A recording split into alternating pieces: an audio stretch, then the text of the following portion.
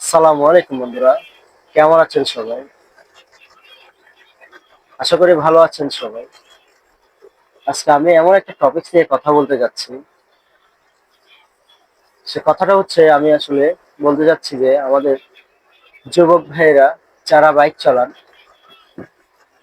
তাদের কাছে একটাই আবেদন আমার, আপনারা খুব সাবধানে গাড়ি চালাবেন।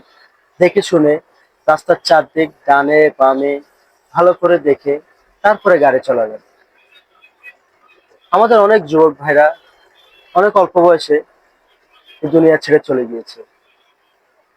আমাদের সবার উচিত রাস্তাঘাটে সাবধানে চলাফেরা করা।